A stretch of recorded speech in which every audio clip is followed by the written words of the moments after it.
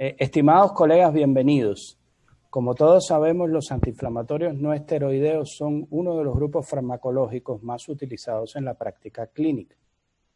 El día de hoy tengo el gusto de presentar al doctor Carlos Timothy Baldi, quien impartirá la conferencia Acemetacina, de la farmacología a la eficacia clínica. El doctor Timothy estudió bioquímica en la Universidad de La Plata, Argentina, y es doctor en ciencias biomédicas con especialidad en farmacología por la UNAM. También realizó un postdoctorado en la Universidad de Oregon, Estados Unidos. Esta conferencia es amablemente auspiciada por el laboratorio Italmex y su medicamento Flaricel. A medida que la plática avance, ustedes pueden colocar sus preguntas en el chat y al final yo se las voy a transmitir a nuestro ponente. Muchísimas gracias, que disfruten este evento.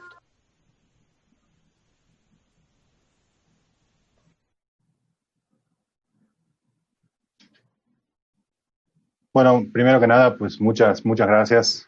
Muchas gracias a Italmex por haberme invitado. Muchísimas gracias al licenciado Alfredo Gómez Camacho, que gracias a él, después de varias semanas me he puesto una camisa y un saco.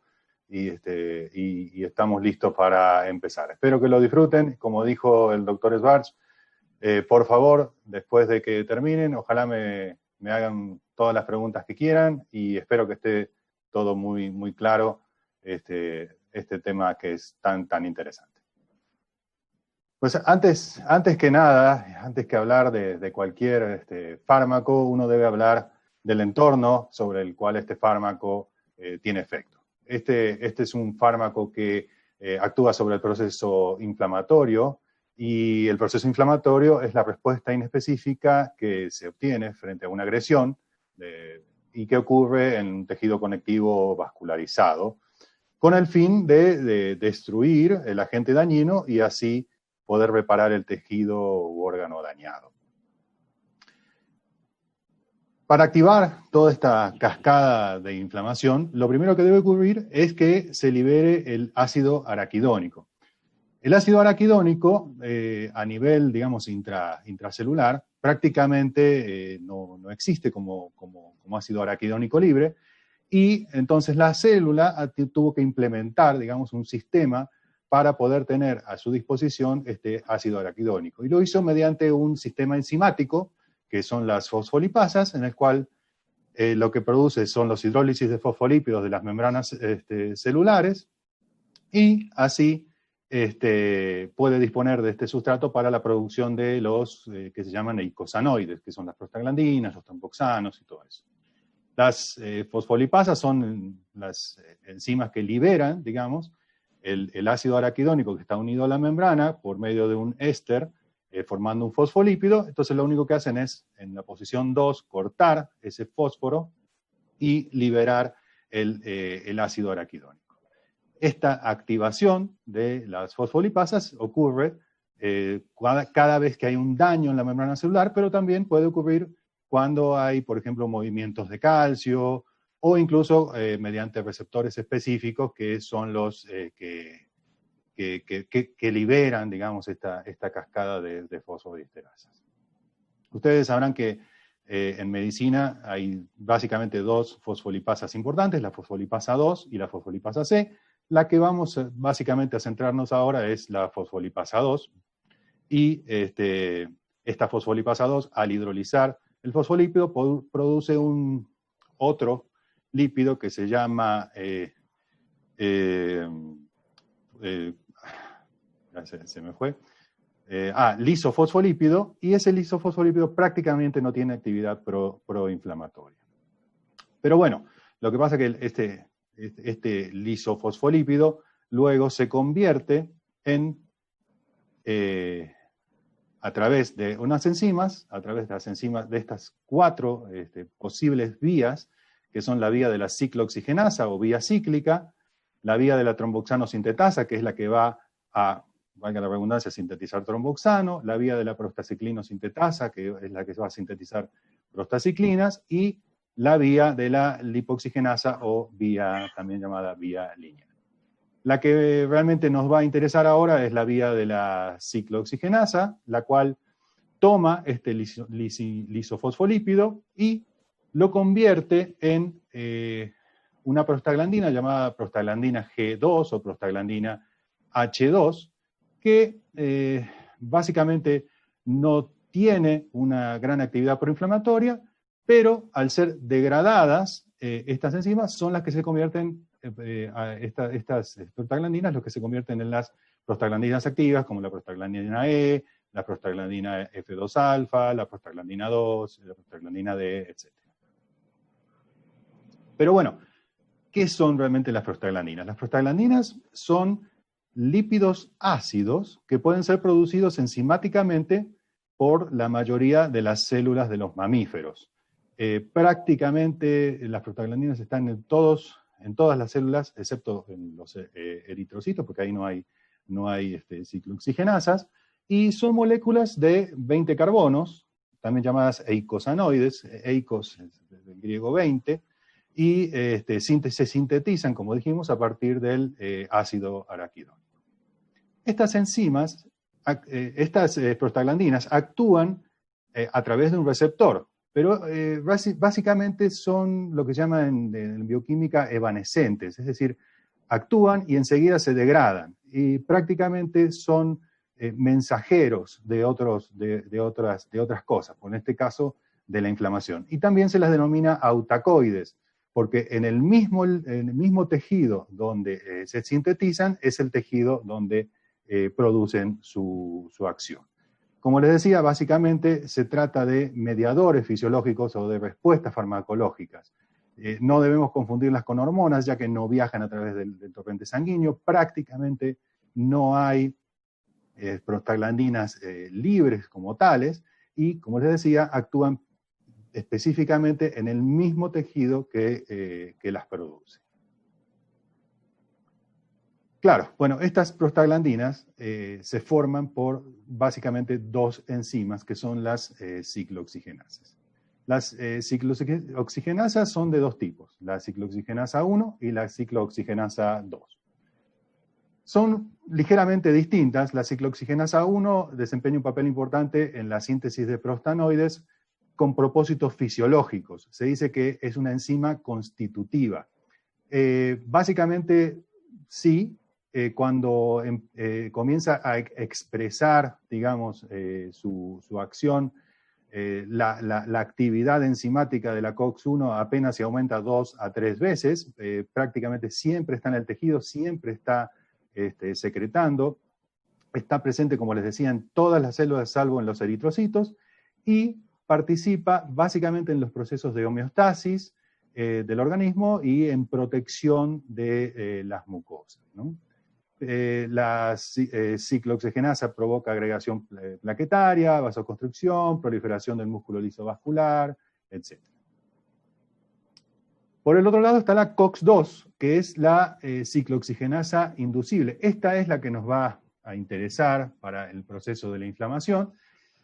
Básicamente se produce inducción de esta por citocinas, por algunas hormonas, por factores de crecimiento, todos son factores que contribuyen finalmente a la inflamación.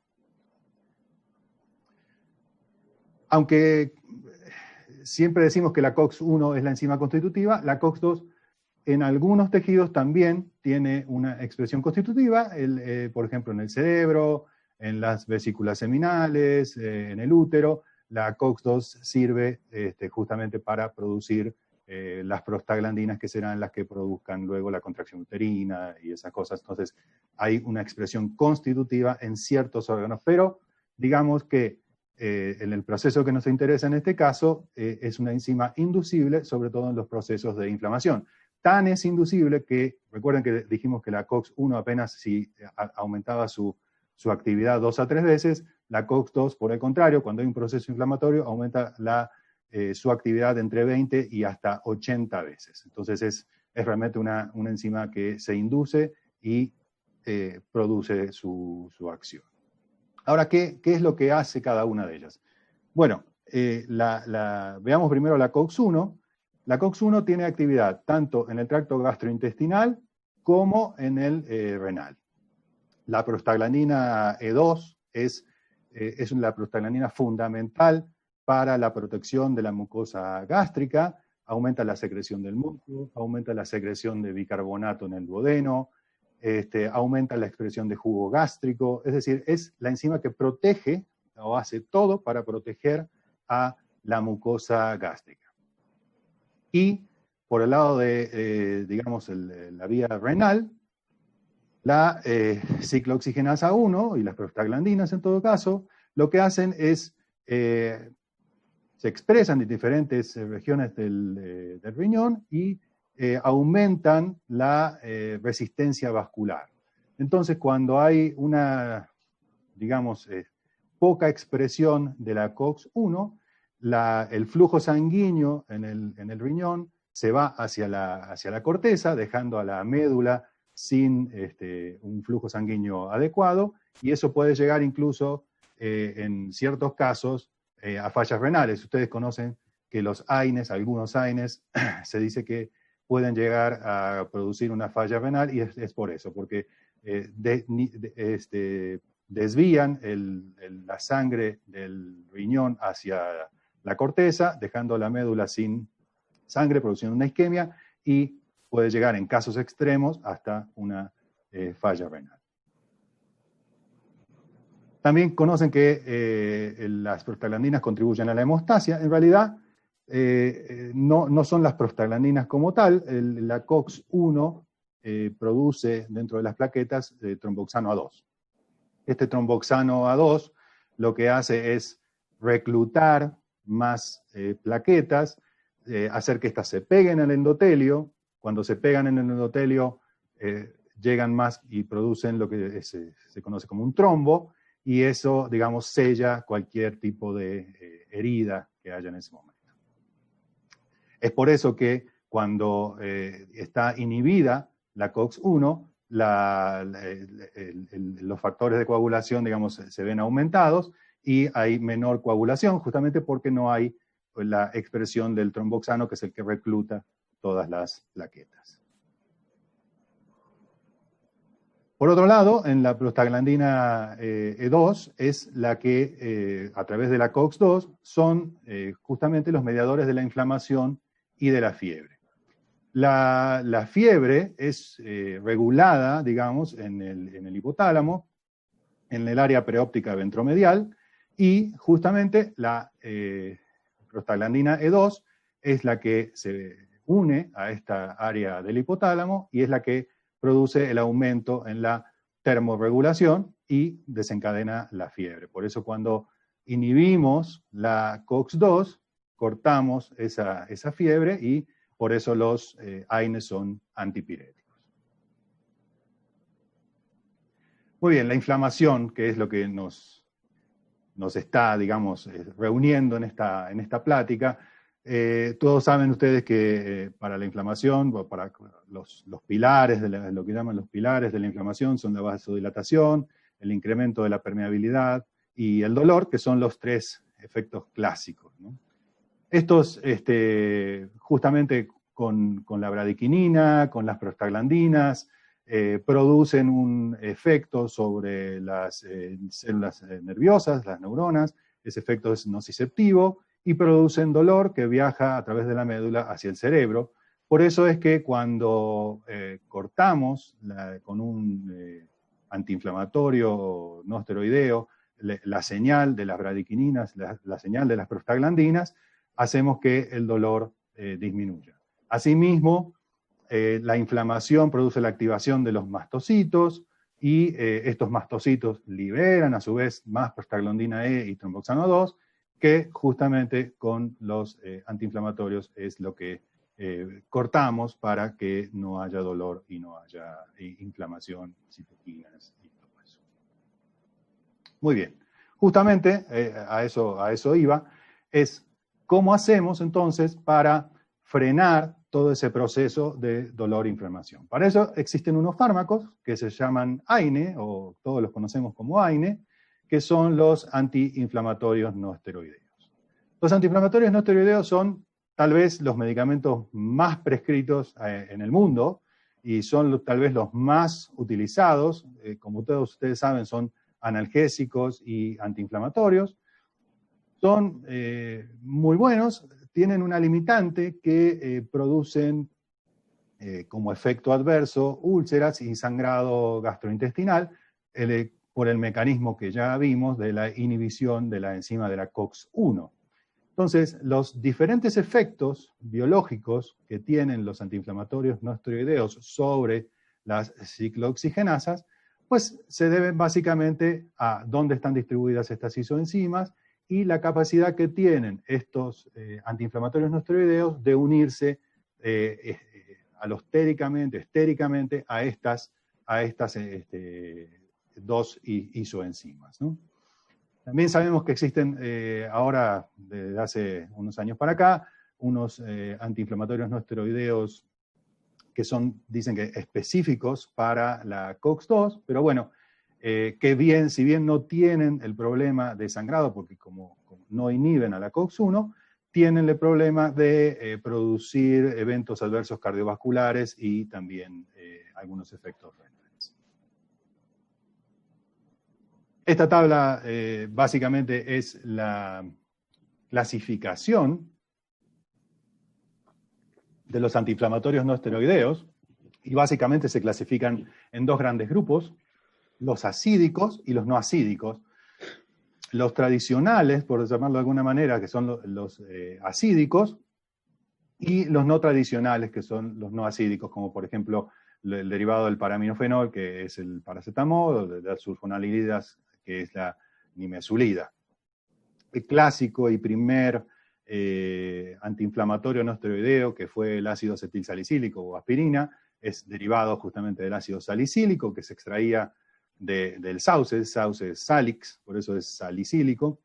Y los más comunes, por ejemplo, los derivados del indolacético, como la indometacina o la cetamicina, los derivados del fenilacético, como el diclofenaco, del pirrolacético, como el ketorolaco, del propiónico, como el ibuprofeno, etc. Esto yo nomás lo pongo para que ustedes tengan una idea que no es una sola clase de antiinflamatorios no esteroideos, sino que es una gran familia en la cual tienen diferentes afinidades por estas dos isoenzimas, la COX-1 y la COX-2.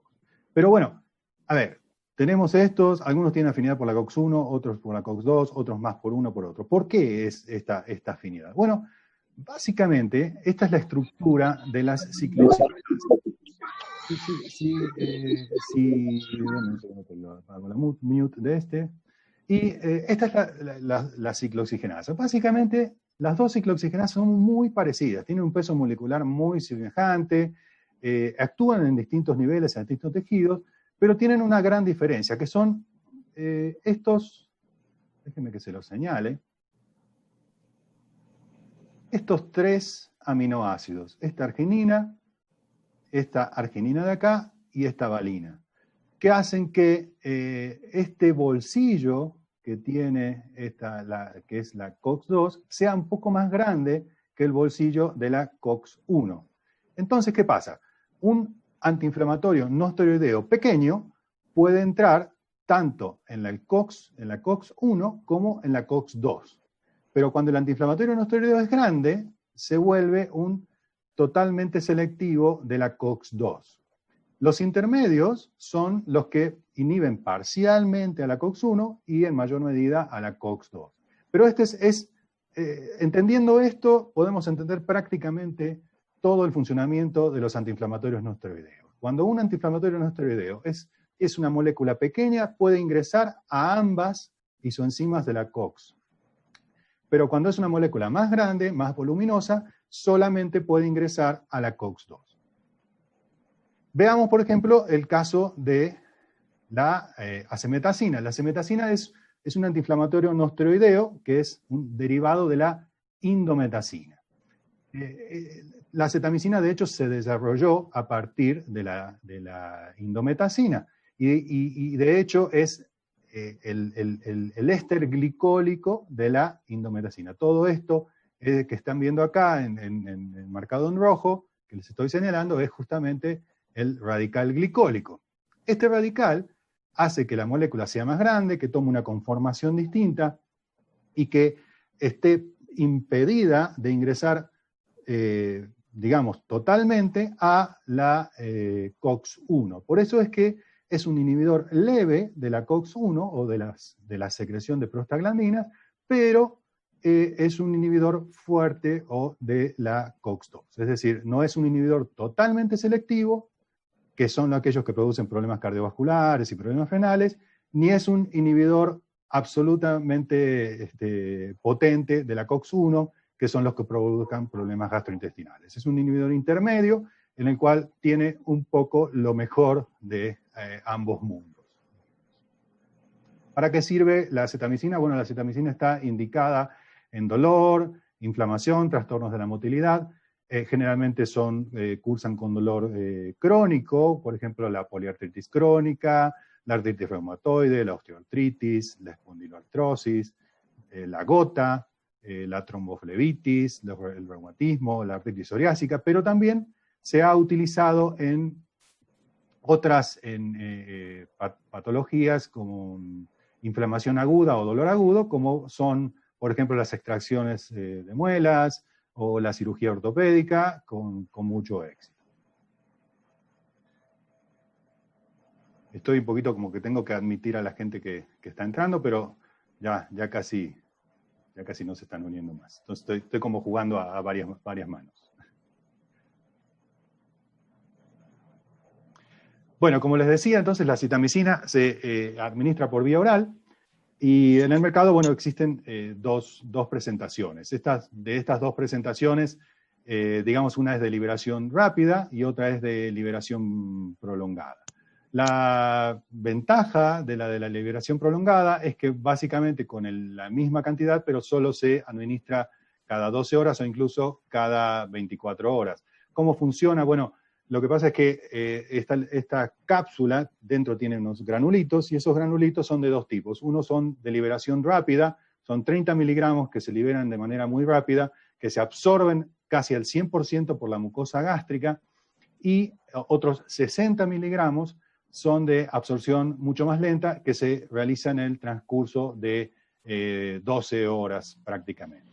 Entonces, para aquellos dolores crónicos, pero que no son dolores severos, incluso se puede administrar una vez por día, y en cambio la acetamicina de liberación rápida debe administrarse cada 8 horas para que pueda mantener sus niveles séricos. Luego del 6º día de administrado, las concentraciones de acetamicina ya son estables y son mucho más altas incluso en la membrana sinovial, en el músculo y en los huesos que su concentración sanguínea. Es decir que esto es un concepto de farmacología en el cual si ustedes, puede ser que algo no tenga una vida media muy alta o desaparezca muy rápido de la sangre, pero si se va a sus órganos blancos y allí se queda y tiene efecto, pues entonces tampoco es necesario administrarlo cada un periodo de tiempo muy corto, porque aunque desaparezca de la sangre, sigue haciendo efecto en su órgano blanco. Es el caso de la acetamicina. Entonces, como para redondear la farmacocinética y para recordar aquellos tiempos donde estudiábamos farmacología, les digo que, como les decía, tiene una absorción gástrica prácticamente del 100%, de ahí pasa a la sangre, donde se une a las proteínas plasmáticas, un 86.7%, que aunque no lo crean es un bajo porcentaje de unión. Los AINES normalmente se unen en 98-99%, el porcentaje de unión a proteínas plasmáticas es bajo. En el hígado se transforma a indometacina de manera lenta, y acá quiero recalcar una cosa, o sea, la acetamicina en el hígado se transforma a indometacina, pero no quiere decir que la indometacina sea la que actúa o sea la que produzca su efecto. La acetamicina por sí misma tiene un efecto, y tal es así que cuando vamos a la vía de eliminación, el 40% que se elimina por vía renal, prácticamente todo se libera como acetamicina libre o acetamicina conjugada con ácido glucurónico, y un bajo porcentaje sí se excreta como indometacina y indometacina también conjugada. Pero lo que quiero dejar claro es que, porque hay muchos papers que dicen cosas que realmente no son ciertas, como que realmente la acetamicina está actuando a través de como un profármaco, el cual se puede decir que es el profármaco de la acetamicina, de la indometacina. Perdón, voy a mutar estos. Ya. Entonces, de la sangre también va a su órgano blanco y tiene una biodisponibilidad prácticamente del 100%. Como les decía, va y tiene mayor concentración en las membranas sinoviales, en el líquido sinovial, en el músculo, en huesos, y básicamente es donde actúa en el 100% de los casos. Ya. Muy bien. Entonces, resumiendo, la acetamicina inhibe de manera preferencial la COX-2, en mucha menor medida a la COX-1, inhibe la síntesis de prostaglandinas relacionadas entonces con la actividad inflamatoria, que son las COX-2, y afecta muy poco a las relacionadas con la fisiología celular, que es la COX-1. Inhibe la formación de mediadores de inflamación, como serotonina, bradicinina, histamina. Bloquea la quimiotaxis de los neutrófilos, inhibe la actividad del complemento y la liberación de hialuronidasa, y protege a los tejidos de acciones de radicales libres, que no todos los antiinflamatorios no esteroideos lo hacen, solamente algunos pocos, por ejemplo la nimesulida también, pero la acetamicina es uno de los que tiene esa propiedad, que ese es un mecanismo de acción alterno a la inhibición de la ciclooxigenasa, que es la inhibición de los radicales libres. Y sobre todo estabiliza a las membranas celulares.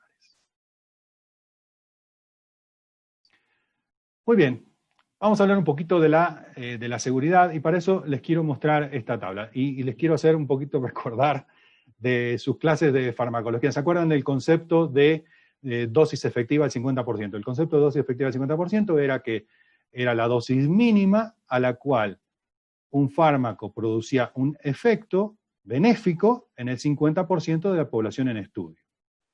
Y también está el concepto de dosis nociva al 50%, que es la dosis a la cual que siempre es siempre más alta que la dosis efectiva al 50%, la dosis nociva al 50% es la dosis a la cual un fármaco comienza a producir un efecto adverso. En el caso de los AINES, el efecto adverso que se toma es la producción de úlceras gastroduodenales. Entonces, lo que se hace es lo que llamamos un índice terapéutico, es decir, dividimos la dosis del efecto nocivo, que siempre es más grande, por la dosis del efecto benéfico, y cuanto más grande sea ese número, más amplio es el rango que podemos tener, o más amplio el rango de seguridad para usar ese medicamento. Como vemos en la tabla, la acemetacina tiene un rango terapéutico, un índice terapéutico grande comparado con otros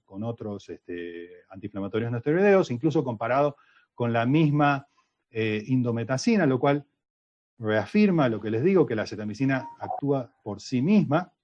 La indometacina tiene menos de la mitad de ese índice terapéutico, y bueno, ni hablar del ácido acetilsalicílico, que tiene un 0.05%, que como todos ustedes saben es un formador de úlceras gastroduodenales perfecto prácticamente cuando se utiliza en dosis altas, ¿no?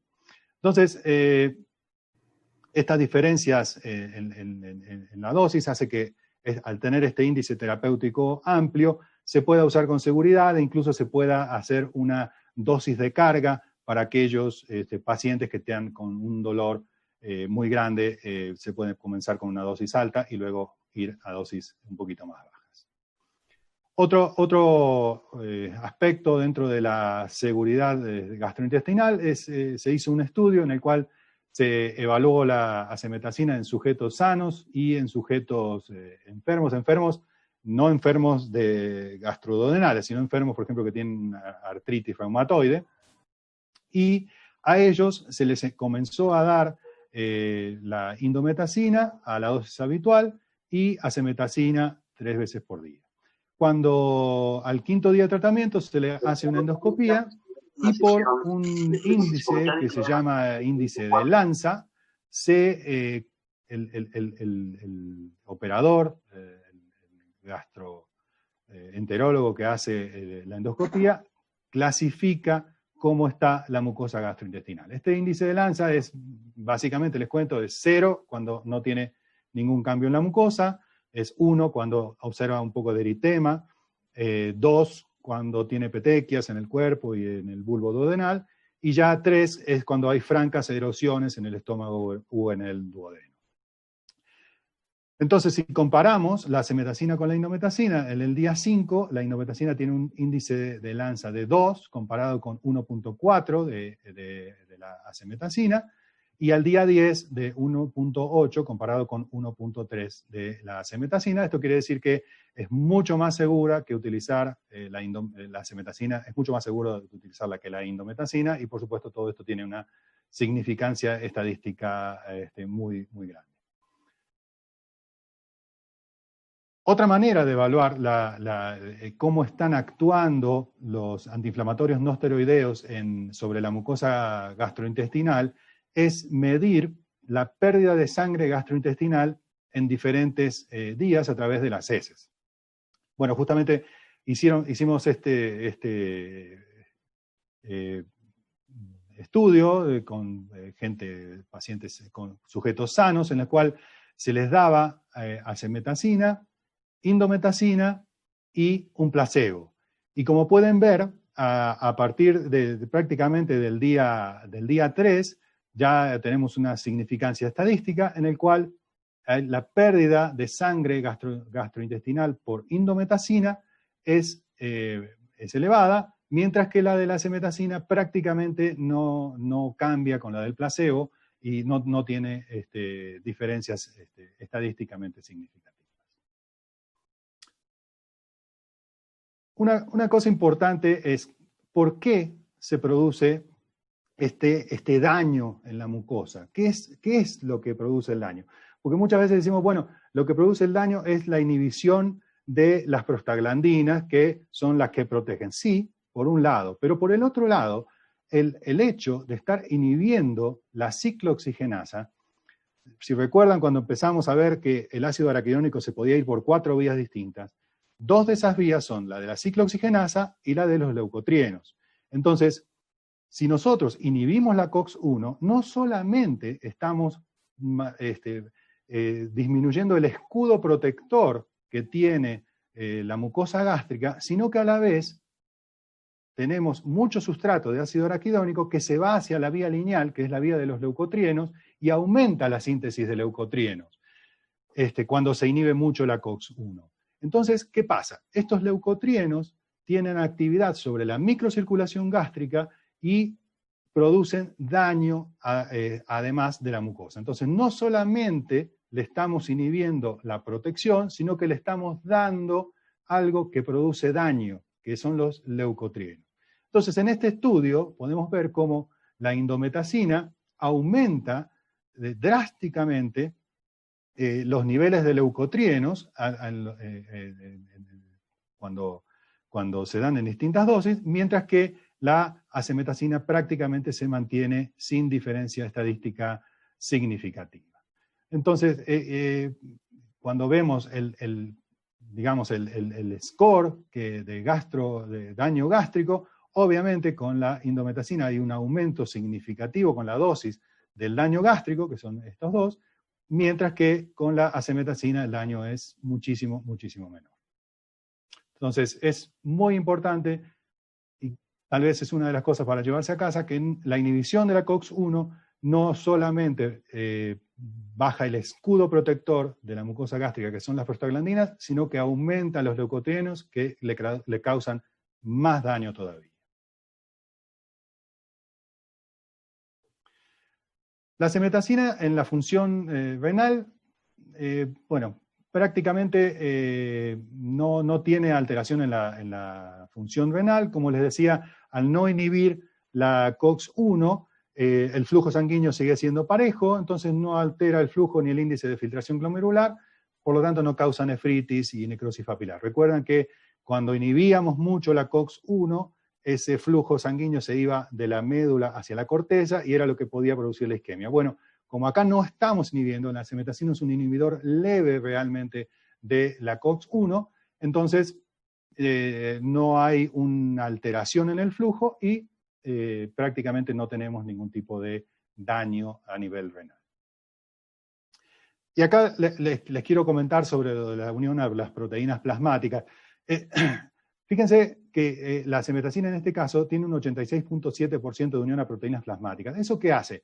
Eso hace que la cemetacina esté mucho más disponible, que su unión no sea tan fuerte y que pueda llegar a los tejidos de manera mucho más fácil. Entonces, eso es justamente la ventaja que tiene con respecto a otros inhibidores de antiinflamatorios no esteroideos, que como por ejemplo el diclofenaco o el ibuprofeno, y la misma indometacina que tiene una unión a proteínas de casi el 93%. ¿Cómo son las interacciones farmacológicas? O sea, los AINES son medicamentos tan prescritos que muchas veces se prescriben a prácticamente cualquier tipo de paciente. Entonces, hay ciertos fármacos cuyo índice terapéutico es muy pequeño. Y uno de los ejemplos clásicos de los fármacos cuyo índice terapéutico es pequeño son los anticoagulantes. El otro ejemplo clásico, por ejemplo, son aquellos que regulan el metabolismo de la glucosa, los antidiabéticos, por llamarlo de una cosa, como la glibenclamida. Entonces, cuando hay que tener mucho cuidado de darle a un paciente un antiinflamatorio no esteroideo que tenga interacción o que se unan muchas proteínas del plasma, porque justamente lo que hace es desplazar a los anticoagulantes y entonces aumenta la anticoagulación y ese estrecho margen que tienen del índice terapéutico puede pasar a producir efectos adversos. Lo mismo puede pasar con la glibenclamida, aquellos pacientes que están en tratamiento hipoglucemiante con glibenclamida. Si se le da un antiinflamatorio no esteroideo en el cual se une mucho a unas proteínas plasmáticas, bueno, puede pasar que se produzca un desplazamiento y se altere el metabolismo de la glucosa. Esto, por ejemplo, es un estudio que se hizo para ver si la warfarina, que es el anticoagulante por excelencia, digamos el gold standard de los anticoagulantes, tenía cambios significativos en los tiempos de coagulación cuando se daba junto con la cemetacina. Entonces, lo que pasó fue que se administró a cemetacina y en el día 3 se le administraba warfarina. Por supuesto, como ven en la figura, aumenta el tiempo de trombina y el tiempo de protrombina y el tiempo de trombopersina parcial activada. Por supuesto, porque le estamos dando la warfarina, pero si se fijan, las líneas entre la acetamicina y el placebo son paralelas. Eso quiere decir que antes de haber administrado la warfarina, la acetamicina no cambia los factores de coagulación y luego de haber administrado la warfarina tampoco. Tanto el tiempo de protrombina como el tiempo de tromboplastina parcial activada. Entonces, es un fármaco muy seguro, que no tiene muchas interacciones, que puede administrarse con anticoagulantes sin mayor problema, porque tiene un índice terapéutico bastante amplio. También se pueden administrar en lugar de 180 miligramos, solamente 90 miligramos.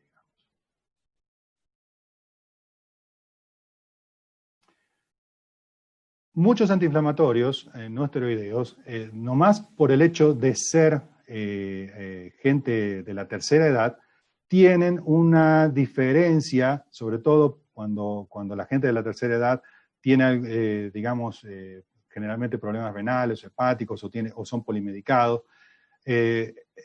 problemas en el metabolismo, problemas en la farmacocinética de los antiinflamatorios no esteroideos. Por eso se hizo un estudio en el cual se administraba acetamicina tanto en jóvenes como en gente de la tercera edad. Y se vio distintos parámetros farmacocinéticos, como el tiempo de vida media, el área bajo la curva, el tiempo para llegar a la concentración máxima, etc. Y realmente no se vio diferencias significativas entre la población joven y la población de la tercera edad, lo cual realmente demuestra que se metaboliza prácticamente igual.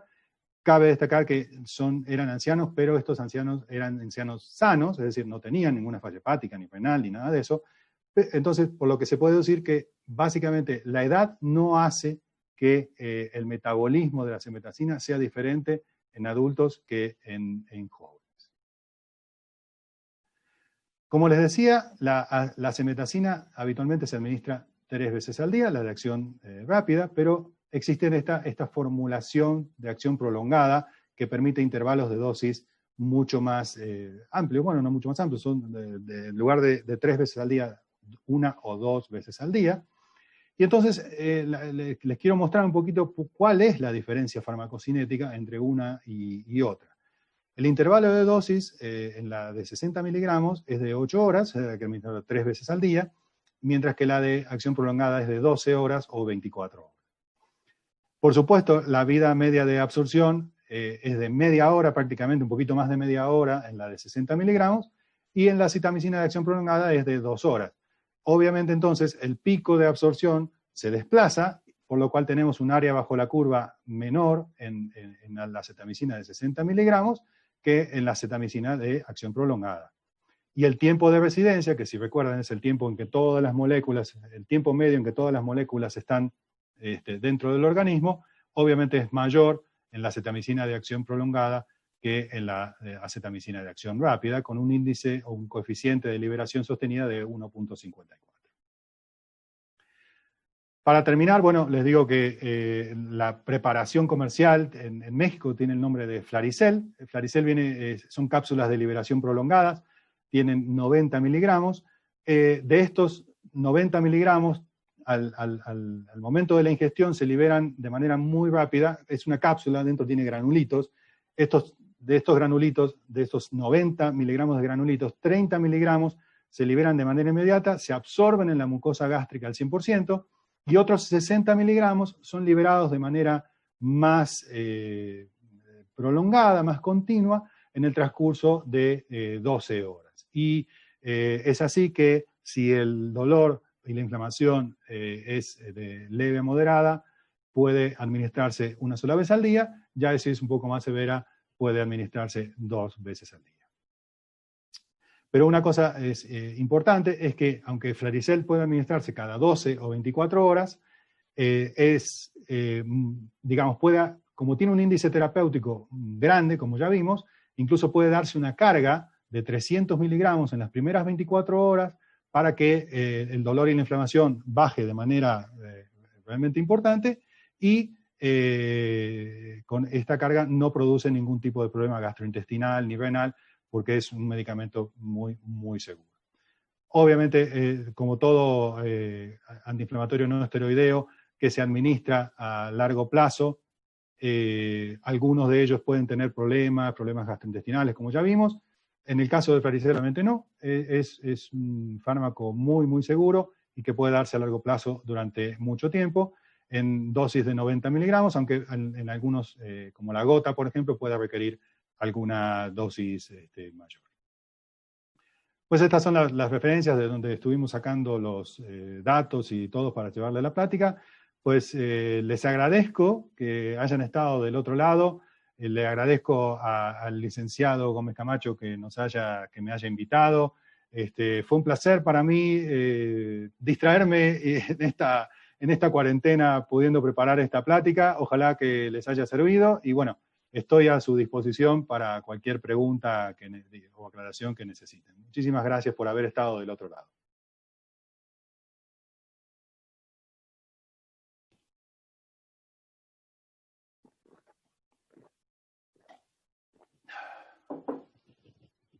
Carlos, tengo Sí. algunas preguntas de los médicos acá. Dime. Un minutito. Se me perdió. Ya. La doctora Alejandra de la Ciudad de México pregunta, hay varias preguntas que tienen que ver con la situación actual. La pregunta es, ¿este fenómeno inflamatorio que usted explicó es lo que ocurre en la infección por COVID-19? Bueno, la neumonitis por COVID, yo no soy médico, soy bioquímico, entonces les voy a contar un poco lo que prácticamente sé. La inflamación por COVID-19 realmente es una neumonitis. No tengo, la verdad, mucha idea y es una inflamación aguda. Varicel, acetaminofén, está indicado en procesos inflamatorios crónicos, del tipo de la artritis reumatoide, de la artritis psoriásica.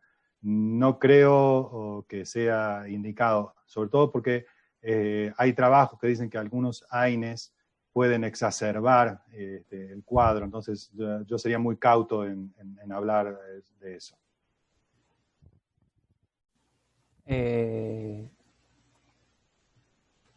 A ver. Doctora Sharon Rivero pregunta, ¿por cuánto tiempo se puede prescribir? Bueno, está pensado justamente para prescribirse por largo tiempo. Los estudios clínicos que hay, que son la próxima plática, lo dan hasta por 1 año, 2 años sin problema. Yo creo que es eso. Evidentemente, como todo antiinflamatorio no esteroideo, lo que hay que hacer luego de un cierto tiempo de estar administrando es hacer un análisis de laboratorio, ver las enzimas hepáticas cómo están, ver la urea y la creatinina cómo están, y si todo sigue bien, no hay ningún problema para administrarlo por el tiempo que sea necesario. Yo lo que les diría es que lo pueden administrar por lo menos 1 año y cada año ir haciendo digamos, el screening de laboratorio, tanto de la función renal como de la función hepática, para ver si no hay ningún cambio significativo. Obviamente también siempre hay que tener en cuenta lo que el paciente nos dice, y bueno, es raro, pero puede haber algún malestar en algunos casos, en algunos estudios como efecto adverso sí hubo un malestar gástrico, y bueno, hay que escuchar también al paciente para ver por cuánto tiempo se puede administrar. El doctor Jair Sosa pregunta, ¿alguna interacción con corticosteroides? No hay ningún estudio que yo haya encontrado que lo evalúen, la interacción con corticoides. Sin embargo, bueno, a primera vista podríamos decir que no debería tener una gran interacción. Los corticoides tienen una altísima afinidad por las proteínas plasmáticas, mientras que la acetamicina no. Entonces, es muy probable que no tenga ninguna interacción de ese tipo en el que aumente la concentración de los corticoides en plasma. El doctor Joel Esaú Quirós pregunta, veo que sus ventajas son en cuestión del daño a mucosa gástrica e interacciones medicamentosas. Mi pregunta es, en cuanto a efecto analgésico y antiinflamatorio, ¿su acción es más potente que el resto de los AINES? Cuando uno busca artículos en cuanto a, digamos, el efecto antiinflamatorio y analgésico de los AINES, clínicamente hablando, realmente no hay prácticamente diferencia entre un medicamento carísimo, podemos decir, como el Celecoxib y la aspirina. O sea, en términos de inflamación y dolor, cuando se administran a largo plazo, prácticamente no hay diferencia. La diferencia es justamente en los efectos adversos que tiene. Uno, como paciente, lo que espera es que no tenga inflamación y dolor, pero también que no tenga efectos adversos. Justamente es por eso, en términos de efectividad, de bloquear la inflamación y el dolor, prácticamente todos los AINES son muy parecidos clínicamente hablando, pero justamente la diferencia es en los efectos adversos. Y en ese caso la acetamicina la verdad que es muy, muy buena. La doctora Sharon Rivero Se sabe que la combinación de paracetamol con opioides potencia el efecto analgésico. ¿Existe un estudio de la combinación de acemetacina con opioides o resulta que solo suma como los demás AINES cuando se combina con opioides? No, no hay ningún estudio que yo sepa. No sé tú, Pablo, si conoces algún estudio. Yo no conozco ningún estudio de combinación de acemetacina realmente con ningún opioide, ni ningún opioide leve, ni ningún opioide sintético. Yo lo que, bueno, yo la he usado junto con tramadol y no, de hecho, la información del producto no tiene como interacción farmacológica los opioides, ni tendría por qué por el mecanismo de acción de ambos. Claro, claro. Obviamente son como dice la doctora Sharon, son, no sé si son sinérgicos, como dicen que es con el paracetamol, pero al menos son sumatorios en el sentido de que los mecanismos de acción son total y completamente distintos entre los opioides y el antiinflamatorio no esteroideo, ¿no? La doctora María Guadalupe pregunta, ¿cuál es la mejor manera de administrar la acemetacina? ¿Antes, durante o después de los alimentos?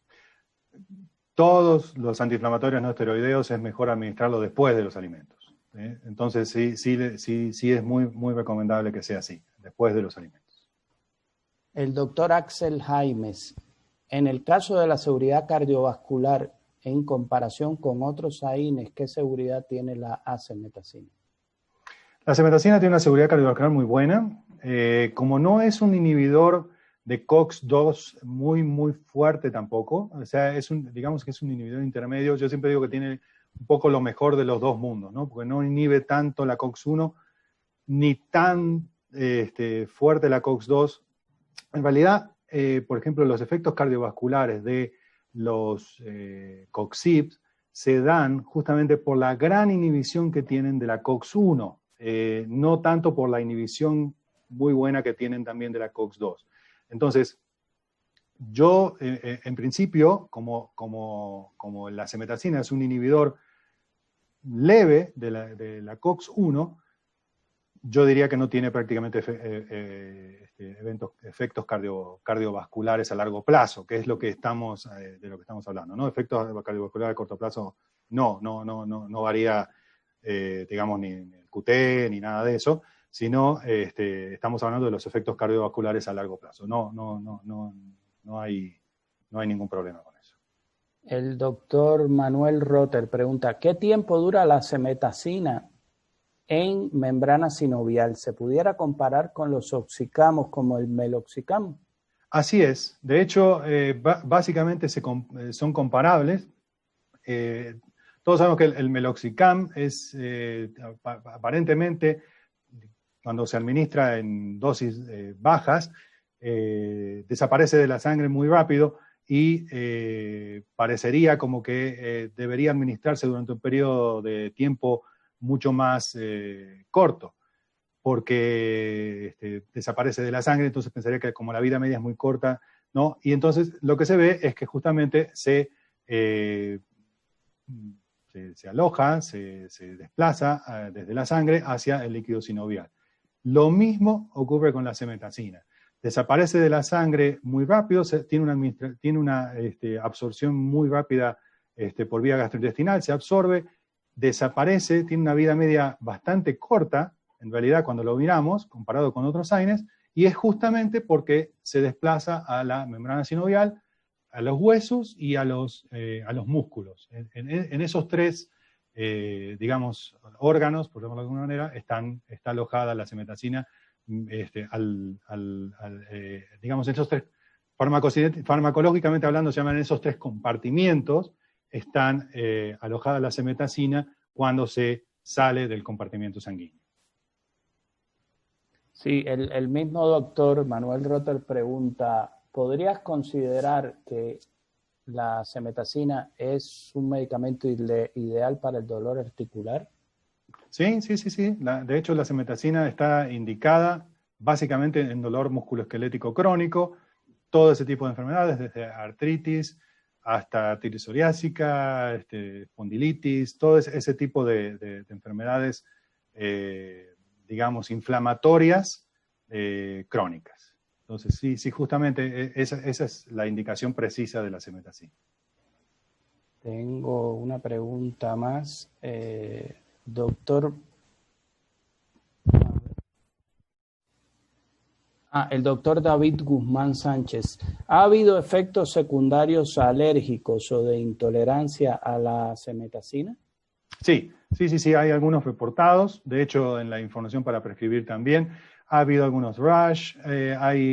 Si uno busca en la literatura, sí tienen algunas personas muy sensibles también efectos gastrointestinales, pero cuando uno lo analiza, digamos, en los estudios clínicos, el porcentaje de efectos adversos reportados no es mucho mayor o es prácticamente igual que cuando se compara con placebo. Pero sí ha habido, si uno busca en el PubMed, sí hay algunas, digamos, rashes producidos por acemetacina, pero son raros realmente. Hay una pregunta más aquí del doctor Pérez de la Ciudad de México. ¿Se puede administrar Flaricel en dolor por hernia discal lumbar a largo plazo? ¿Tú qué dices, Pablo? Sí.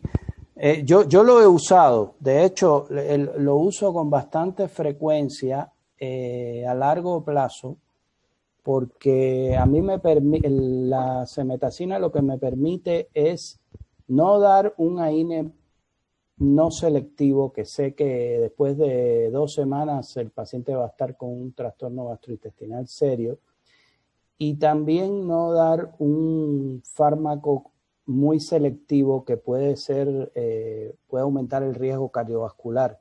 Entonces, claro, generalmente yo veo pacientes mayores, entonces a mí sí me dan bastante miedo que el paciente vaya a tener un aumento de la posibilidad de un infarto cardíaco, etcétera. Entonces, a mí este medicamento me gusta por eso, por el perfil de seguridad tan amplio que tiene y la eficacia que como tú dices, pues la mayoría de los medicamentos tienen una alta eficacia. El problema es cuánto tiempo lo puedes dar sin peligro, ¿no? Tal cual, sí. Le pregunto al doctor Pablo, que él es neurólogo. Yo, les reitero, soy bioquímico clínico, doctor en farmacología, entonces realmente no veo pacientes. Entonces, este tipo de preguntas, pues las derivo con él. Les anticipo que va a haber una plática específicamente de la eficacia clínica, que creo que es la semana que viene, entonces pues, seguramente ahí podemos hablar muchísimo más, como por ejemplo, ¿qué opino de la combinación con glucosamina y condroitina? Que nos pregunta la doctora Beatriz Montes. Pues de esa combinación justamente se va a hablar dentro de los 8 días, entonces lo dejo para después. Le pido a la doctora Beatriz que venga nuevamente con nosotros a la plática el próximo, creo que jueves, algo así, y podemos seguramente sacarle esa duda. Doctora Marisela Saraí pregunta, ¿está indicado en procesos inflamatorios de vías respiratorias altas? O sea, son procesos inflamatorios agudos, esto que dice la doctora Marisela. Mire, los estudios, la gran mayoría de los estudios clínicos que he podido ver, lo hacen con patologías crónicas. Sin embargo, hay algunos estudios, como por ejemplo en cirugía ortopédica, en extracción de muelas, que tienen procesos inflamatorios agudos, que lo utilizan y lo utilizan con éxito. Yo no he visto ningún estudio de procesos inflamatorios de las vías aéreas superiores, pero supongo que debería funcionar, porque ya le digo, funciona tanto en inflamación aguda como en crónica. Entonces, no creo que sea que no funcione, ¿no? Tendría que funcionar tan bien o mejor que un naproxeno o un diclofenaco, seguramente.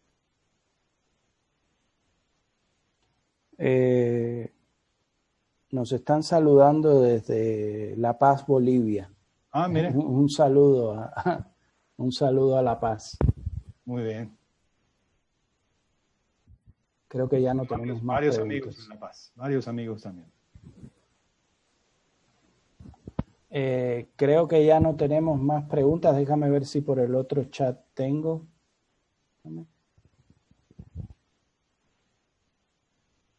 Bueno, mientras tanto, pues les agradezco que hayan permanecido durante las preguntas y todo. Muchísimas gracias.